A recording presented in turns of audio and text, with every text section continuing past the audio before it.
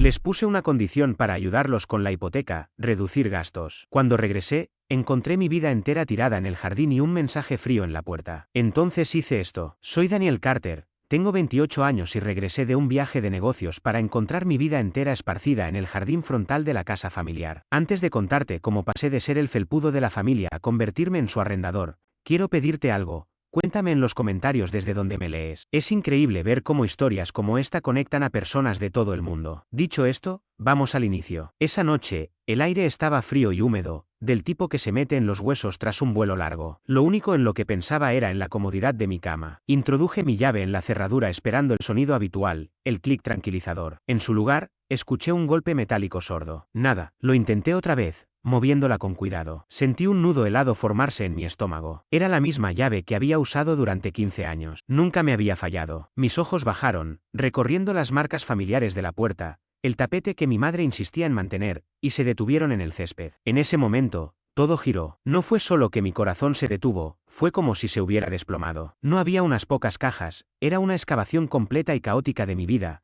esparcida por la hierba húmeda bajo la luz amarilla de las farolas. Mi ropa de trabajo, recién salida de la tintorería, estaba en un montón cerca de un charco fangoso. Mi colección de novelas clásicas de ciencia ficción, mi tesoro más preciado, se encontraba apilada en torres inestables, con las portadas comenzando a ondularse por la humedad. Mi monitor descansaba de forma absurda sobre la cómoda, reflejando el cielo nocturno como un ojo vacío y apagado. Era un mercadillo improvisado de todo lo que había construido, pero nada estaba en venta. Era un desalojo, un destierro. Pegado justo al centro de la puerta, a la altura de los ojos, había un sobre blanco inmaculado. Mi nombre escrito en la caligrafía elegante de mi madre, la misma que había firmado cada tarjeta de cumpleaños y autorización escolar en mi infancia. Sentí los dedos entumecidos cuando lo abrí. Dentro, solo había 5 palabras escritas en un papel grueso y costoso: reflexiona sobre tus acciones. Nada más. Sin explicación, sin firma, como un decreto de algún dios sin rostro. Era una orden fría, clínica. Hace un año, esto me habría destrozado. Habría caído de rodillas en ese porche, golpeando la puerta, gritando hasta desgarrarme la voz, rogando por una explicación,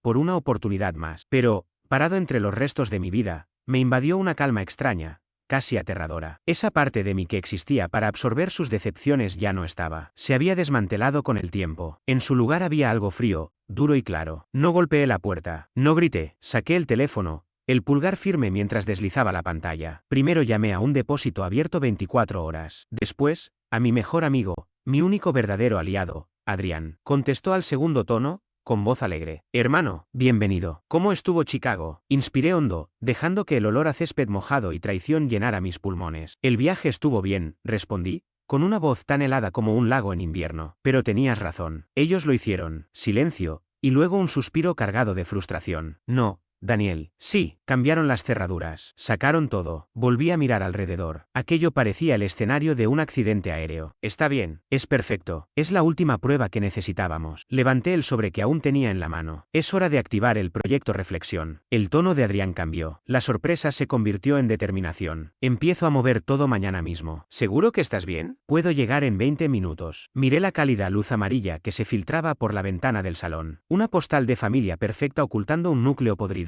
Sabía que estaban dentro, observándome, esperando que me quebrara. Estoy mejor que bien, dije, y, por primera vez en años, lo sentí verdadero. Es hora de actuar. Para entender al hombre que permanecía sereno en ese césped, hay que conocer al niño que fui. Mi familia nunca fue un equipo, era una monarquía, y yo no estaba en la línea de sucesión. Mi hermano mayor, Lucas, era el príncipe heredero, el hijo dorado, el sol alrededor del cual giraba el mundo de mis padres. Yo era una luna distante, atrapando apenas reflejos de luz. Mi infancia es un álbum lleno de pruebas. Recuerdo mi 10º cumpleaños con la claridad que duele. Bajé corriendo, lleno de esa emoción que solo un niño puede sentir. Contra la pared estaba mi regalo, una bicicleta. La de Lucas, la misma con la que se había accidentado un mes antes. El manillar derecho torcido, obligándote a forzar la muñeca, y la rueda trasera golpeando con un compás desigual. Tum, tum. Era el sonido de ser segundo. Ahí tienes, campeón, dijo mi padre, despeinándome con un gesto mecánico. Como nueva. Pero no era nueva. Lo nuevo brillaba al otro lado de la habitación, la bicicleta de Lucas, una montaña de acero cromado con suspensión y 21 velocidades. Lucas es un atleta serio, explicó mi madre, como si yo fuera un extraño que no entendía. La aprovechará más. ¿Comprendes? cariño? Siempre comprendí. Ese era mi rol en la familia Carter, el director general del entendimiento. Me quedé de pie asintiendo, fingiendo una sonrisa mientras Lucas hacía una acrobacia con su bicicleta en la entrada, levantando la rueda delantera y salpicando grava con sus nuevas llantas. Mientras tanto, yo pasé el resto del día tratando de enderezar el manillar de mi vieja bicicleta con una llave inglesa, forzando el metal que se negaba a volver a su forma original. Esa diferencia entre nosotros nunca cambió. Con el tiempo, simplemente aumentó de escala, los riesgos crecieron, y también los costos. Cuando Lucas anunció su compromiso con Emily, su novia desde la secundaria, mis padres actuaron como si él hubiera descubierto la cura para una enfermedad. Se endeudaron hasta el cuello para celebrar ese momento. En ese entonces, yo cursaba mi primer año en la universidad comunitaria y trabajaba 30 horas a la semana como cocinero en un restaurante grasiento que siempre olía a cerveza rancia y cebolla frita. Recuerdo una noche, sentado en la mesa de la cocina, con las manos impregnadas de grasa, intentando reunir el valor para pedir ayuda. Mamá, papá, empecé, con la voz apagada. El próximo mes vence el pago de la matrícula. Son $800. Me falta un poco. Quería saber si podían ayudarme. Mi madre me miró con ese gesto cargado de tristeza, el mismo que usaba para dar malas noticias como si fueran culpa mía. Ay, Daniel, cariño. Sabes que lo haríamos si pudiéramos. Pero el dinero está muy ajustado ahora mismo. Con la boda de Lucas, los depósitos, el catering. Es demasiado. Podemos cubrir la mitad, añadió mi padre sin apartar la vista del periódico. El resto tendrás que arreglarlo. Eso forja carácter. Por $100. Ese era el valor que le dieron a mi educación. Días después escuché a mi madre hablar por teléfono con mi tía, su voz rebosante de entusiasmo. La banda para la boda cuesta $5.000. ¿Puedes creerlo? Pero valen cada centavo. Lucas se merece lo mejor. Lucas merecía lo mejor. Yo merecía carácter. Acepté más turnos en el restaurante, estudiando en los descansos con mis libros manchados de grasa. Tras la boda extravagante, Lucas y Emily compraron una casa que no podían pagar, sostenida por un fuerte anticipo que mis padres les dieron. Luego llegaron los gemelos. Mis padres estaban eufóricos. Así, mis escasos fines de semana libres dejaron de existir. Las llamadas llegaban siempre los viernes, y siempre era Lucas. Hola, hermanito, decía con una voz demasiado alegre, demasiado fuerte. Oye, estamos agotados. Encontramos un restaurante nuevo increíble, pero necesitamos una noche libre. Vamos a dejarte a los chicos a las 7, ¿vale? Eres un salvador. Nunca era una pregunta, era un aviso. Al principio intenté negarme. En realidad, Lucas, tengo un examen importante el lunes. Planeaba estudiar todo el fin de semana. Entonces mi madre intervenía desde la otra línea. Daniel, no seas egoísta. Así funciona la familia, nos ayudamos. Tu hermano trabaja muy duro. Él necesita un descanso. Tú puedes estudiar en cualquier momento. Así fue como mi apartamento se convirtió en una guardería gratuita. Pasaba los fines de semana persiguiendo niños pequeños, cambiando pañales y limpiando jugos derramados, mientras mis apuntes de macroeconomía quedaban intactos sobre la mesa. La gota que colmó el vaso ocurrió el verano en que cumplí 21 años. Había pasado un año entero ahorrando cada dólar posible. Renuncié a salidas con amigos, preparaba mi propia comida y tomaba todos los turnos extra que podía. Reuní $600 para una escapada de 4 días en solitario. Encontré un motel diminuto en un pueblo costero a 3 horas de casa. Era viejo, olía a sal y humedad, pero era mío, mi refugio. El primer día fue perfecto. Leí un libro en la playa sin interrupciones, escuché el sonido de las olas y sentí una paz tan profunda que me resultó extraña. A la mañana siguiente sonó mi teléfono. Era mi madre, su voz exultante. ¡Sorpresa! ¿Adivina quién llegó? Estábamos pensando que todos necesitábamos unas vacaciones, así que dijimos, ¿por qué no unirnos a ti? Nos acabamos de registrar en un hotel a unas calles del tuyo. ¿No es maravilloso? Maravilloso no fue la palabra que se me ocurrió. Sentí un frío recorrerme el cuerpo. No habían venido por mí, habían venido por la niñera gratis. Y durante las siguientes 48 horas, eso fue exactamente lo que fui. Mi escapada tranquila se convirtió en el centro de operaciones de sus vacaciones familiares. Daniel, ¿puedes cuidar a los niños mientras vamos a esa tiendita tan linda? Decían. Daniel, vamos a cenar a un restaurante elegante en el muelle. No es un sitio para niños. Pide pizza para ti y ellos. Te traeremos un postre. Volvían tarde, oliendo a vino blanco y mantequilla de ajo, riendo y comentando su día, mientras yo terminaba cubierto de arena, compota de manzana y agotamiento. La tercera noche, Lucas, sintiéndose generoso, me dio una palmada en la espalda. Gracias por cuidarlo todo,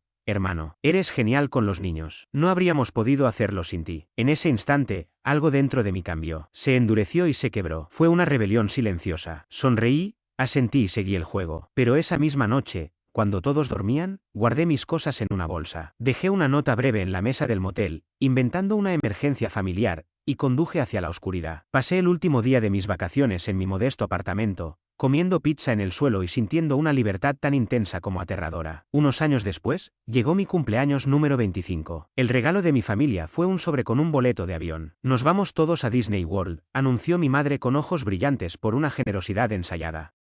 Unas vacaciones en familia de verdad. Miré el pasaje a Orlando, luego sus rostros sonrientes y expectantes. Volví a visualizar aquel viaje a la playa en mi mente, las interminables filas, los niños llorando sin control, y yo cargando todo como un simple porteador mientras hacía de niñero gratuito. Pero esta vez, estaba preparado. Dibujé mi sonrisa más convincente. Vaya, dije con entusiasmo, esto es increíble. Muchas gracias. 2 semanas después, nos encontrábamos en la puerta de embarque del aeropuerto. El último llamado para abordar el vuelo a Orlando resonaba en todo el terminal. Me giré hacia mi madre, mostrando un gesto de urgencia cuidadosamente practicado. Uf, tengo que ir al baño rápido. Vuelvo enseguida. No dejes que cierren la puerta. Me alejé de ellos, el corazón golpeándome el pecho, pero no caminé hacia los baños. Tomé el camino opuesto, en dirección a otra puerta, en otro sector. Saqué un boleto distinto del bolsillo interior de mi chaqueta. Lo había comprado el día después de mi cumpleaños. Destino, Denver, Colorado. Allí me esperaba mi amigo Adrián. Subí al avión con rumbo a Denver, encontré mi asiento y me ajusté el cinturón. Cuando la aeronave comenzó a elevarse, encendí mi teléfono. De inmediato explotó en una sinfonía de notificaciones furiosas. Docenas de llamadas perdidas y mensajes llenos de rabia. De mi madre, Daniel Anthony Carter, ¿dónde estás? Están cerrando la puerta. Estás arruinando estas vacaciones familiares. De mi padre,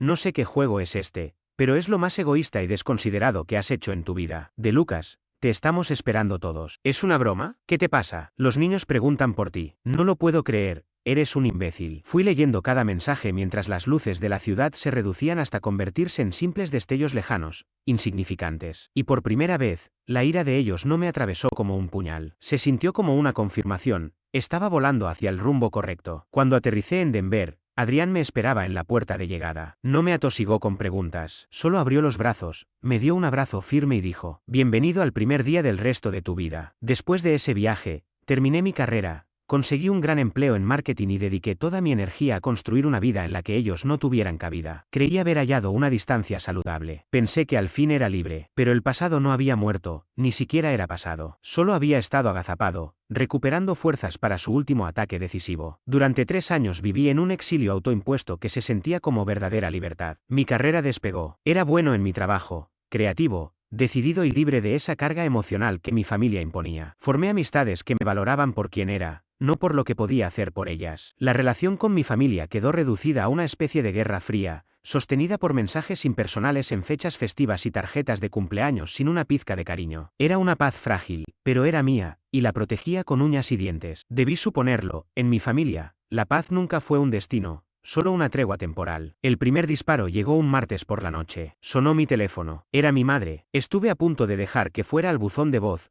un reflejo aprendido, pero algo en la vibración del identificador me hizo contestar. Su voz era delgada, tensa, estirada como un cable a punto de romperse. Daniel, cariño, gracias a Dios que contestaste. Tenemos que hablar contigo. Es una emergencia. ¿Podemos ir ahora mismo? 1 hora después, estaban los 3 en mi sala, mi madre, mi padre y Lucas. Parecían náufragos varados en la orilla de mi vida ordenada. Encogidos, desentonaban con los tonos grises y blancos de un hogar que no habían ayudado a construir. Mi padre, cuya postura siempre había proyectado autoridad, evitaba mi mirada. Mi madre retorcía el asa de su bolso como si quisiera arrancarlo, y Lucas parecía un animal acorralado, su habitual arrogancia sustituida por un sudor nervioso. ¿Qué pasó? Pregunté con voz neutra, cuerpo relajado. No iba a permitir que su caos contaminara mi espacio. Mi padre carraspeó, un sonido áspero, casi seco. Hijo, hay un problema, uno financiero. El banco va a embargar la casa. Me quedé mirándolos, dejando que las palabras se esparcieran en el aire. La casa, ese monumento de ladrillo y cemento que siempre simbolizó su estabilidad, el telón de fondo de todas las fotos familiares, el mismo activo que habían hipotecado para la boda de ensueño de Lucas. Todo eso estaba a punto de desaparecer. ¿Cómo es posible? Pregunté sin levantar la voz, aunque mi mente hervía. Entonces vino la historia, un amasijo patético de culpas repartidas. Resultó que Lucas había perdido su cómodo empleo en ventas 6 meses atrás y no se lo dijo a nadie, salvo a su esposa Emily. En lugar de recortar gastos, se aferraron a su estilo de vida, coche nuevo, cenas fuera, ropa cara para los niños, todo financiado con tarjetas de crédito. Mis padres se enteraron hace un par de meses. ¿Su solución? Sacrificar sus ahorros de jubilación para mantener a flote al hijo dorado y sostener la impecable fachada de la familia Carter. Ahora, el pozo estaba seco, las tarjetas al límite, el ahorro desaparecido y la hipoteca sin pagar por 90 días. Solo necesitamos un poco de ayuda, Daniel, suplicó mi madre, con lágrimas perfectamente calculadas, para ponernos al día y superar esta mala racha. Te lo devolveremos. Lo juro, somos familia.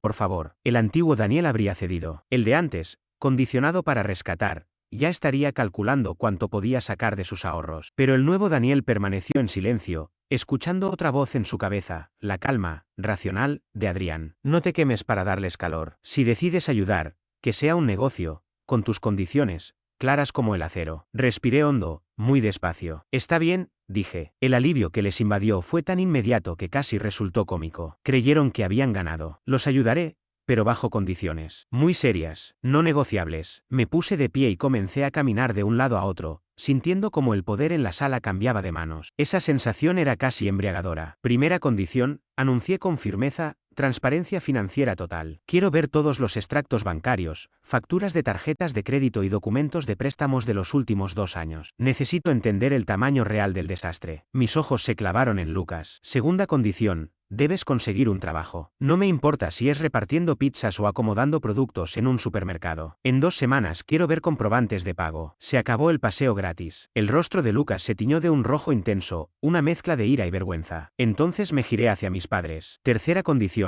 Venden la camioneta. Emily puede usar el sedán. No necesitan 2 autos costosos cuando están al borde de perderlo todo. El dinero de esa venta irá directo a la deuda. Hice una pausa, y deteniéndome frente a ellos, concluí. Por último, nos sentaremos con un asesor financiero que yo elegiré y ustedes pagarán. Haremos un presupuesto y se cumplirán las reglas. Recibiré un informe mensual para verificar que todo esté en orden. Si aceptan todo esto sin discutir, firmaré un cheque para frenar la ejecución hipotecaria. Pero si rompen una sola de estas condiciones, el trato se termina para siempre. Añadí una última estipulación. La próxima semana tendremos una reunión formal en mi oficina. Firmaremos un acuerdo que deje todo claro. El silencio se adueñó de la sala. Los dejé procesar mis palabras. Esperaban un cheque sin preguntas, una palmadita en la espalda. Lo que les ofrecía era una cuerda de salvamento, sí, pero atada a un arnés de responsabilidad que jamás habían usado. Tras unos segundos de tensión insoportable, la desesperación pudo más que el orgullo. Aceptaron. Durante un instante ingenuo, me permití sentir una chispa de esperanza. Tal vez esta era la sacudida que necesitaban para cambiar. Esa ilusión se desintegró apenas 48 horas después. Mi teléfono vibró. Era un mensaje de Adrián. Ninguna palabra. Solo una imagen, una captura de pantalla de un grupo privado de Facebook para madres en el vecindario de Emily. La publicó una amiga de la novia de Adrián. La publicación era de Emily, subida apenas 1 hora después de haber salido de mi departamento. En la foto, ella y Lucas sonreían levantando copas de vino tinto. El pie de foto era un puñal. Sobrevivimos al interrogatorio con el señor de los presupuestos, jaja. Tuvimos que asentir y aceptar todas las ridículas reglas de mi cuñado. Qué fastidio, pero no importa. Al final nos dará el dinero, como siempre. Luego todo volverá a la normalidad. Almohadilla drama familiar, almohadilla envíen vino. Me quedé mirando la pantalla, viendo esas sonrisas traicioneras hasta que las palabras se borraron ante mis ojos. Siempre cede al final. Ese desprecio casual, esa certeza profunda de que soy un idiota fácil de manipular, me lo confirmó todo. No era un grito de auxilio, era un atraco. La última hebra de obligación familiar que me quedaba no se rompió, se volatilizó en una explosión de ira y lucidez helada. No grité, no lancé el teléfono, guardé la captura, y marqué un número, pero no el de ellos. Llamé a la única persona que entendería la necesidad de una respuesta estratégica, decisiva y demoledora. Llamé a mi jefa. MRS, Brooks, dije cuando su asistente me pasó la llamada, necesito hablar con usted de un asunto personal. Es algo inusual, pero creo que califica como una oportunidad de inversión. Poco después estaba sentado en su despacho, rodeado por las ventanas que ofrecían una vista de la ciudad como si fuera un reino conquistado. Le conté todo, la historia, la sensación de derecho, la ejecución hipotecaria, las condiciones que impuse, y finalmente, le mostré la captura. Dejé el teléfono sobre su escritorio con la imagen todavía en la pantalla. Me escuchó sin interrumpir, sus ojos fijos en los míos, cargados de inteligencia. Cuando terminé,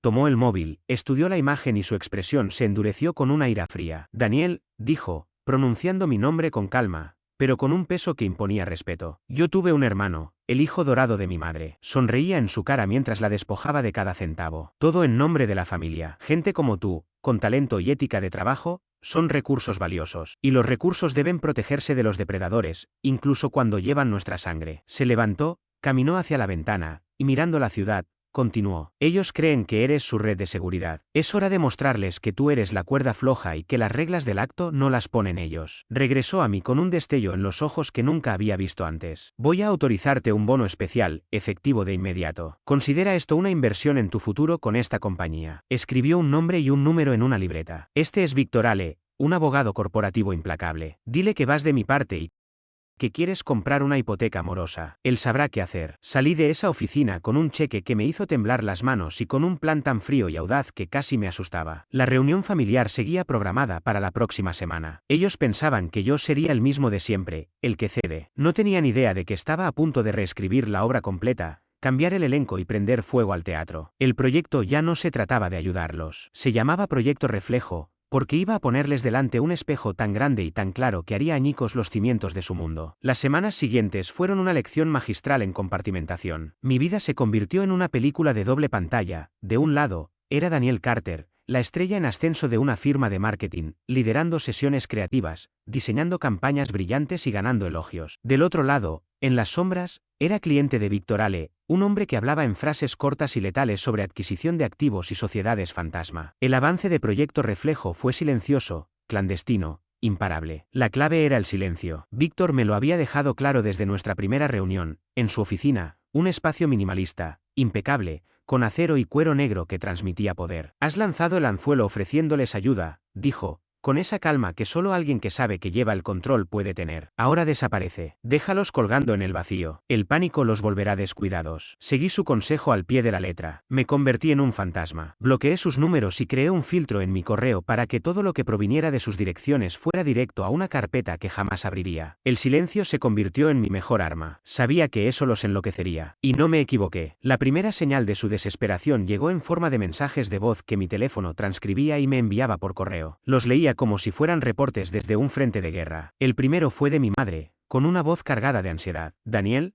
solo llamo para confirmar el acuerdo para la próxima semana. No has enviado nada. Además, el banco mandó otra carta. Parece muy serio. Por favor, llámame, cariño. Estoy preocupada. Pasaron unos días y llegó otro, esta vez con un tono que había cambiado. La preocupación se había convertido en irritación. Daniel, esto no tiene gracia. ¿Te estás echando atrás después de prometer ayudarnos? No puedes hacernos esto. Tu padre está fuera de sí. Después vino Lucas, y su mensaje era el cóctel habitual de furia, ego herido y victimismo. Hermano, ¿qué demonios pasa? Estoy aquí, buscando trabajo como dijiste, y tú me ignoras. Contesta el teléfono. Teníamos un trato. Si perdemos la casa, será culpa tuya. Claro, en su mundo retorcido, décadas de irresponsabilidad eran mi culpa por no correr a limpiar su desastre. Guardé la transcripción como una prueba más para mi propio juicio personal. Mientras ellos se hundían en el caos, yo me movía con precisión quirúrgica. Víctor era un genio. Maniobraba entre la burocracia bancaria con una destreza admirable. Tal como predijo, en una llamada breve me informó. El banco quiere deshacerse de un activo residencial improductivo. Les limpia los balances. Tu oferta, viniendo de un inversor privado bien capitalizado, y pude notar una sonrisa apenas perceptible en su tono, es un regalo caído del cielo para ellos. Esa misma noche, Lucas intentó un movimiento desesperado. La recepción de mi edificio me llamó. Señor Carter, hay un hombre aquí.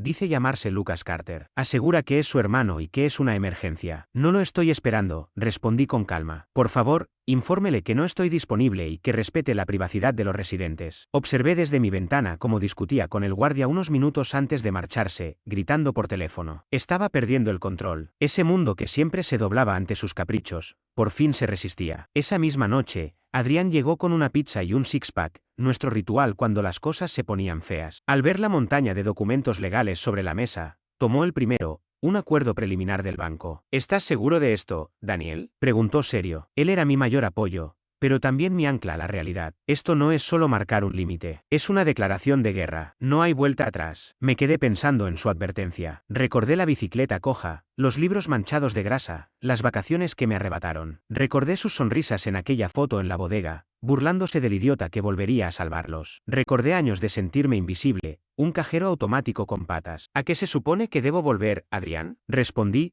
con la voz baja pero firme. ¿A una relación donde mi único valor es tapar sus errores? Quemaron ese puente el día que me echaron. Ahora solo compro las cenizas y siembro sal para que nunca vuelva a crecer nada tóxico ahí. Adriana sintió despacio, comprendiendo. Está bien, solo tenía que asegurarme. ¿Cuál es el paso final? La llamada llegó 2 días después. Víctor, con su tono habitual, carente de emoción. Está hecho. La transferencia se completó. El activo es tuyo. La reunión con la familia Carter está programada para este viernes a las 2 en la sala principal. La invitación dice que el propósito es formalizar los términos del paquete de asistencia financiera. Ellos confirmaron su asistencia. El escenario estaba listo. La trampa montada. Ellos creían venir a presenciar mi rendición inevitable, cuando en realidad serían protagonistas de una tragedia escrita por sus propias manos. Y yo ya no era el tonto de la historia. Ahora era el director. Llegó el viernes, un día gris y nublado, acorde a la frialdad calculada que sentía en el pecho. La sala de juntas de Ale y Asociados ocupaba el piso 40, una caja de cristal con vista a la ciudad como si fuera un depredador vigilando su presa. La mesa de caoba brillaba tanto que reflejaba el cielo encapotado. Llegué temprano. Mrs. Brooks ya estaba ahí, sentada en la cabecera, irradiando poder y calma absoluta. En la agenda figuraba como mi asesora personal. Me dio un guiño sutil mientras tomaba asiento. Víctor, erguido junto a la ventana, parecía una estatua hecha a medida para imponer autoridad. Mi familia llegó puntual, fingiendo contrición. Entraron como nobles fatigados, listos para otorgar el perdón a un campesino rebelde. Mi padre, con su mejor traje, me dedicó una inclinación rígida. Mi madre, aferrada a su bolso, forzó una sonrisa que pretendía ser amable. Lucas y Emily venían detrás, con rostros diseñados para despertar lástima. Se sentaron frente a nosotros. La mesa, pulida y extensa, era tierra de nadie entre ambos bandos. De verdad creían que habían ganado, que mi silencio era señal de derrota antes de suplicarles perdón. Mi padre tomó la palabra, interpretando el papel de patriarca. Daniel, dijo con solemnidad fingida, me alegra que estemos todos aquí. Han sido tiempos difíciles, sobre todo para tu madre. Estamos listos para dejar atrás este mal momento y aceptar tu ayuda. Dejé que sus palabras quedaran flotando en el aire,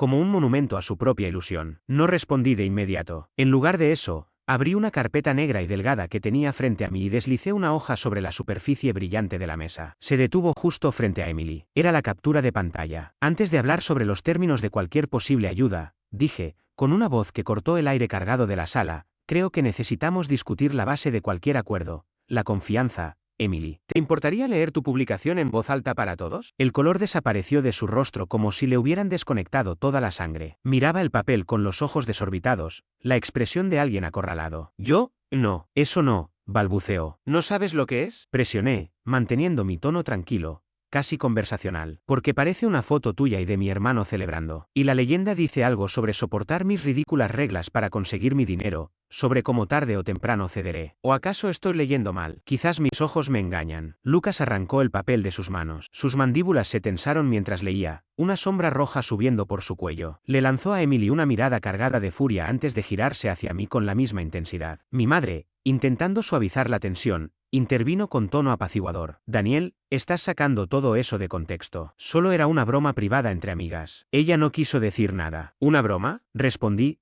dejando que parte del hielo de mi voz se derritiera para mostrar la ira oculta. Fue una broma cuando me dijeron que no había dinero para mi matrícula y luego gastaron 10 veces esa cantidad en un anillo de bodas para Lucas. Fue una broma cuando arruinaron mis vacaciones y me convirtieron en el ayudante no pagado. Fue una broma cuando lanzaron mis pertenencias al jardín con una nota que decía que debía reflexionar. Me levanté despacio, apoyando las manos sobre la mesa, inclinándome hacia adelante, obligándolos a sostener mi mirada. Este era el momento, la culminación de toda una vida siendo relegado, siendo el plan de emergencia, el tonto confiable. Vinieron a mi casa, en medio de un desastre que ustedes mismos provocaron, y suplicaron mi ayuda, dije, con una voz baja e intensa, y se la ofrecí. Les di un camino para salir adelante. Difícil, sí, pero un camino hacia la responsabilidad y la estabilidad. Y se rieron de mí a mis espaldas. Con una sola publicación arrogante demostraron que no tenían intención alguna de cambiar. No querían un salvavidas. Querían un boleto de lotería. Querían un rescate. Mi padre por fin encontró su voz, en un rugido cargado de indignación. Escúchame bien, Daniel. Después de todo lo que esta familia ha hecho por ti,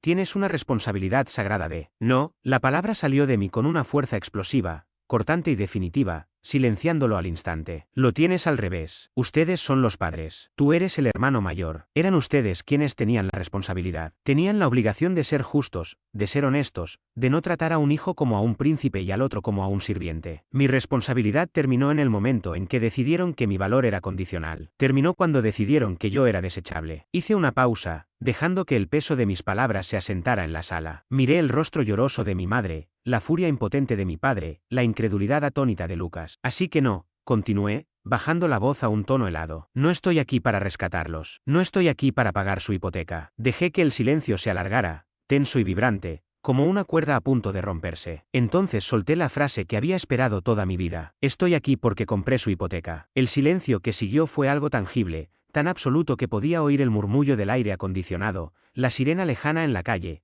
40 pisos más abajo. Era el sonido de un mundo derrumbándose. La boca de mi padre quedó abierta, su rostro era una máscara de incomprensión. Lucas parpadeaba sin cesar, incapaz de procesar lo que acababa de escuchar. Emily parecía a punto de desmayarse.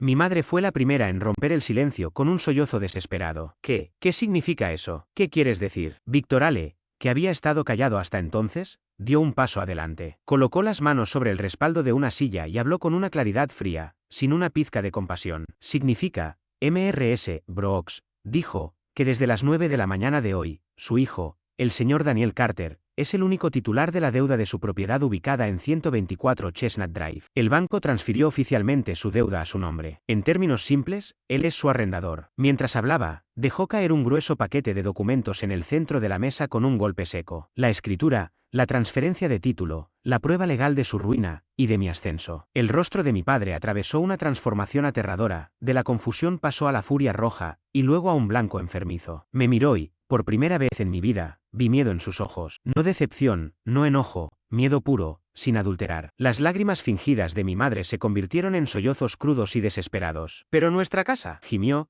girando la cabeza de un lado a otro, buscando a mi padre y a Lucas. «Nuestra reputación, nuestros amigos. ¿Qué dirá la gente? La vida de Lucas, sus hijos». Y ahí estaba la verdad, incluso ahora, con su mundo hecho añicos, su primera preocupación eran las apariencias, lo que dirían los vecinos, la imagen del hijo dorado. Nunca lo entendió, nunca lo haría, pero ya no importaba. El juego había terminado. No solo volteé el tablero, ahora me pertenecía. El silencio atónito de la sala duró una eternidad de 10 segundos, una frágil burbuja de incredulidad. Luego, se hizo añicos en 1000 pedazos de ira y pánico. «No puedes hacer esto», rugió mi padre, con la voz quebrada. Se levantó de golpe, golpeando con el puño la mesa de caoba pulida con tal fuerza que los vasos de agua tintinearon. «Esta es nuestra casa familiar, hay leyes, esto es ilegal», bramó mi padre, rojo de ira. Víctor Ale ni siquiera parpadeó. Lo observó con la misma calma con la que un científico analiza a un insecto particularmente ruidoso. «Le aseguro, señor Carter», respondió, con una voz fría que contrastaba con la furia de mi padre, que cada aspecto de esta operación no solo es completamente legal, sino que ha sido revisado y aprobado por el Consejo Jurídico del banco y por el mío propio. Se inclinó apenas hacia atrás en su asiento y continuó. «Su hijo recibió un bono significativo por desempeño,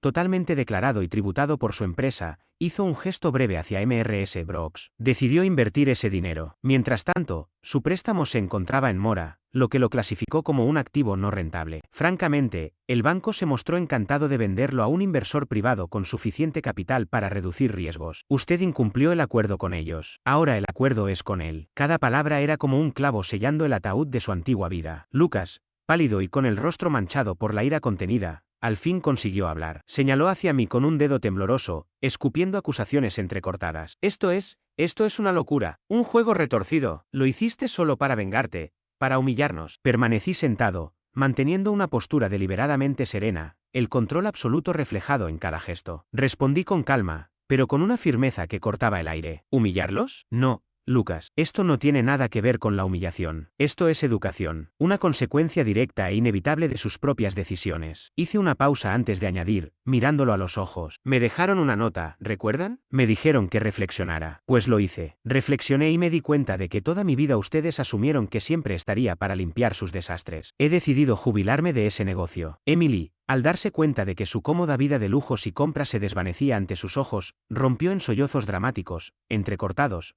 casi teatrales. «Vamos a terminar en la calle. Nuestros hijos, ellos estarán sin hogar. ¿Qué clase de monstruo haría eso con sus propios sobrinos?» Su histeria sonaba ensayada. Mi voz la atravesó como un cuchillo limpio. «Nadie va a quedarse sin techo, a menos que lo decidan». Saqué de mi carpeta un documento, 2 páginas, un contrato de arrendamiento residencial estándar. Lo deslicé por la mesa hasta detenerlo frente a mi padre. «Pueden seguir viviendo en la casa», expliqué con un tono que ya no pertenecía a un hijo, sino a un administrador, bajo estas condiciones. Todos miraron el papel como si fuera una declaración de guerra. «Deberán pagar una renta mensual, detallada ahí, acorde al valor actual de mercado para una vivienda de ese tamaño en esta zona. El pago se hará por transferencia electrónica el primer día de cada mes. No hay periodo de gracia. Serán responsables de todos los servicios, mantenimiento del jardín y reparaciones menores, según lo estipulado en el contrato. Si el pago se retrasa más de 5 días, se aplicará una multa de $100, 2 meses consecutivos sin pagar, y el desalojo comenzará de inmediato conforme a la ley estatal. Me recosté en mi silla, entrelazando las manos con tranquilidad. Haré inspecciones cada 6 meses, avisando con 24 horas de anticipación. Espero que la propiedad se mantenga en buen estado. Recorrí con la mirada sus rostros descompuestos antes de concluir. Esta es su oportunidad de construir un nuevo tipo de relación conmigo, una basada no en chantajes emocionales ni en privilegios inmerecidos, sino en términos claros, respeto y responsabilidad. Pueden firmar el contrato o buscar otro lugar. La decisión es suya. Estaban atrapados. Lo sabían. El peso de esa certeza los hundía en sus sillas de lujo. Sus expresiones eran un mosaico grotesco: furia impotente, humillación absoluta y el pánico helado de enfrentar una vida sin red de seguridad. La dinámica que había definido toda mi existencia no solo había cambiado, había sido demolida y reconstruida desde cero, conmigo como arquitecto. La reunión terminó envuelta en un silencio espeso. Tomaron sus pertenencias como autómatas, con movimientos rígidos, y salieron de aquella sala ya no como la orgullosa familia Carter, sino como lo que eran ahora, mis inquilinos. Mientras esperaba el ascensor en el vestíbulo, una voz familiar pronunció mi nombre. Daniel. Me giré. Era Mr. Luis, el vecino que había vivido junto a nosotros toda mi vida. Un hombre discreto, amable, contador de profesión, que había presenciado innumerables escenas desde el otro lado de la cerca. Llevaba un maletín, probablemente acababa de salir de su propia reunión. Se acercó con paso tranquilo, sus ojos reflejando una comprensión triste. Hijo, dijo en voz baja, casi confidencial. Estaba sacando el reciclaje la otra semana y vi lo que hicieron con tus cosas en el jardín. Mi esposa Grace y yo, bueno, sentimos un profundo pesar por ti, dijo mientras posaba una mano paternal sobre mi hombro, transmitiendo una calidez inesperada. No sé exactamente qué ocurrió ahí arriba, añadió, señalando con un leve movimiento de cabeza las imponentes oficinas legales, pero espero que te hayas cuidado. Siempre has sido un buen hombre, Daniel. Lo has sido desde el principio. Sus palabras, tan simples y honestas, me golpearon con fuerza. Te hemos visto crecer, ¿sabes? Continuó. Siempre te tocó la peor parte. Nunca permitas que alguien te haga sentir culpable por exigir, al fin, lo que te corresponde. Aquella validación inesperada, proveniente de un observador externo que conocía la verdad desde la distancia de su propia ventana, fue como un bálsamo sobre una herida que no sabía que seguía abierta. En ese instante, mi determinación se solidificó. No había sido un monstruo, había sido un sobreviviente. Hice lo correcto. 6 semanas más tarde llegó el primer día del mes, una fecha que había marcado en el calendario con ansiedad. Aquella mañana me levanté con un nudo de anticipación en el estómago. ¿Cumplirían con el acuerdo o sería el inicio de una guerra prolongada por el desalojo? Abrí la aplicación bancaria. Mi dedo temblaba sobre la pantalla, y ahí estaba, un depósito pendiente, por el monto exacto del alquiler, bajo una fría descripción: pago mensual de arrendamiento. Sin llamadas, sin mensajes dramáticos, sin correos con súplicas. Solo una transacción electrónica silenciosa. Paradójicamente, fue la comunicación más sana y honesta que habíamos tenido en más de una década. Los siguientes 6 meses estuvieron marcados por un silencio profundo y desconocido. El ruido constante que había acompañado toda mi vida, los mensajes cargados de manipulación, las llamadas furiosas, las exigencias repentinas, simplemente desapareció. El silencio se volvió inmenso y hermoso. Sentí una energía que ignoraba que me faltaba. Libre del estrés constante por anticipar el próximo movimiento de ellos, mi vida comenzó a florecer. En el trabajo, todo cambió. Lideré una nueva campaña que resultó ser un éxito rotundo, lo que me valió un ascenso significativo, director senior de marketing. Paralelamente, empecé a salir con una mujer increíble, Clara, una arquitecta paisajista inteligente, divertida y con una familia que realmente parecía quererse. Contarle mi situación familiar fue extraño. ¿Así que eres el casero de tus propios padres?, preguntó, abriendo mucho los ojos sobre su copa de vino. Antes era complicado, respondí con calma. Ahora es simple. Mis cenas familiares reales empezaron a suceder una vez al mes en un acogedor restaurante italiano, junto a Adrián y Mrs. Brooks. Ella había dejado de ser la jefa para convertirse en una verdadera mentora y amiga. Incluso insistió en que la llamara por su nombre, Eleanor. En una de esas cenas, me atreví a plantear la pregunta que llevaba tiempo rondando mi mente. Eleanor,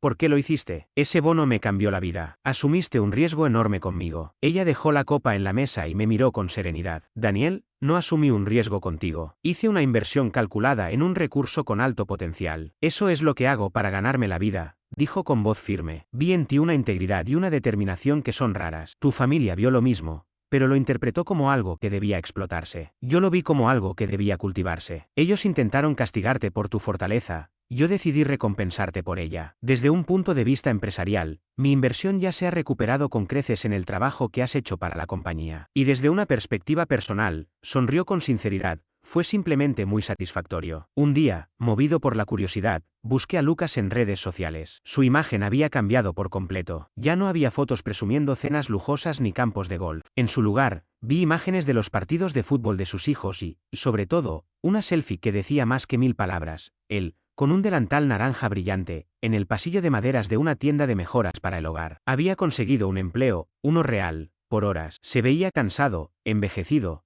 pero con un peso nuevo en la mirada. El príncipe mimado había caído, y en su lugar había quedado un hombre común, uno que debía trabajar para vivir. El último fantasma de mi pasado apareció un martes lluvioso. Contesté una llamada de un número desconocido. «Jimmy, cariño, ¿eres tú? Soy tu tía Linda», dijo con esa voz empalagosa que siempre escondía veneno. Ella, la instigadora, la que alimentaba el resentimiento familiar hacia mí. Pude imaginar su rostro, tensado por una falsa simpatía, mientras continuaba. «Acabo de enterarme de este horrible malentendido. Tu pobre madre está destrozada». Le dije, «Él es un buen chico, no puede ser que lo haya hecho a propósito». Pensé que tal vez podía ayudar. Podríamos sentarnos todos, hablarlo, arreglar las cosas. Al final, seguimos siendo familia. La sangre es más espesa que el agua. El viejo Daniel habría caído en la trampa. Habría discutido, se habría justificado, intentando con desesperación que ella viera la verdad. El nuevo Daniel ya no sentía otra cosa que un cansancio profundo. No quedaba espacio para fantasmas. «Aunt Linda», dije con voz firme, serena y definitiva. «La sangre puede ser más espesa que el agua, pero el veneno es más espeso que la sangre. Sé exactamente lo que le dijiste a mi madre. Conozco el papel que jugaste en todo esto. Así que déjame ser muy claro. No volveré a ser tema de conversación en tu familia». Me detuve un instante, dejando que el silencio se instalara entre nosotros. «Estoy ocupado construyendo una vida con mi verdadera familia, la que se basa en el respeto y el apoyo, no en la manipulación. No vuelvas a llamarme». Colgué antes de darle oportunidad de responder y bloqueé su número. Fue como cerrar la última cerradura de una puerta que jamás volvería a cruzar, una casa embrujada que decidí abandonar para siempre. Unos días después, mi madre intentó otra estrategia. Un correo llegó a mi bandeja de entrada con un asunto sencillo: «Pensando en ti». El mensaje era breve: «Daniel, espero que seas feliz ahora que has destruido a esta familia. Espero que haya valido la pena. La salud de tu padre está deteriorándose. Lucas está trabajando hasta el agotamiento. Nos has quitado todo. Rezo por ti todas las noches». Mamá, leí esas palabras como quien examina las últimas flechas cargadas de culpa. Un año atrás me habrían herido hasta lo más profundo. Me habrían robado el sueño durante semanas. Pero ahora cayeron al suelo sin causar daño. Pude verlas tal como eran, los últimos suspiros de un régimen en ruinas. No respondí, simplemente moví el correo a la papelera, junto a la publicidad y las estafas en línea. Aquella noche,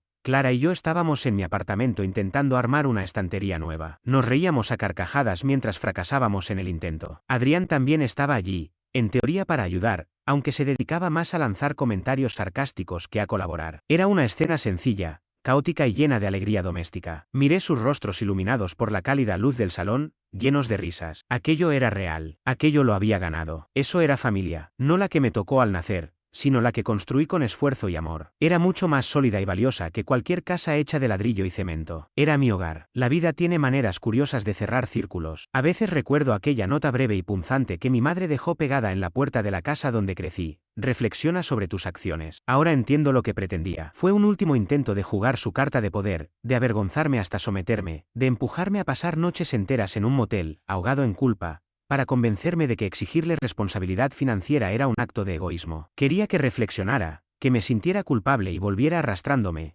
chequera en mano, para restaurar el viejo orden en el que ellos hacían los desastres y yo los solucionaba. Pero ocurrió algo inesperado. Hice exactamente lo que pidió. Reflexioné. Durante semanas, repasé cada recuerdo, una infancia vistiendo la ropa vieja de mi hermano y jugando con juguetes rotos bajo la excusa de que aquello fortalecía el carácter, los años universitarios que tuve que costear trabajando hasta el amanecer en una cocina grasienta. Mientras la fortuna familiar se evaporaba en bodas extravagantes para sostener apariencias, los incontables fines de semana, vacaciones y momentos personales sacrificados porque mi tiempo y mi energía eran tratados como un derecho adquirido, no como un regalo. Reflexioné sobre la dolorosa verdad: su amor nunca fue constante. Era una moneda que se entregaba o se retenía según mi obediencia. Y esa reflexión, larga y amarga, me condujo a una conclusión simple, inquebrantable y liberadora. Mis acciones nunca fueron el problema. Las suyas sí. Mi pecado no fue el egoísmo, sino el lento, arduo y finalmente glorioso desarrollo del respeto propio. Todavía soy dueño de la casa. Cada mes, el primer día, la transferencia electrónica llega puntual, un recordatorio silencioso de nuestro nuevo acuerdo. No sé si han cambiado de verdad o si simplemente cumplen porque no les queda otra opción. Ignoro si mi hermano finalmente comprende el valor del dinero ganado con esfuerzo o si mis padres alguna vez enfrentarán las consecuencias del favoritismo que tanto daño hizo. La verdad es que dejé de buscar respuestas. Su camino de reflexión les pertenece. El mío consiste en avanzar hacia la luz. Ahora,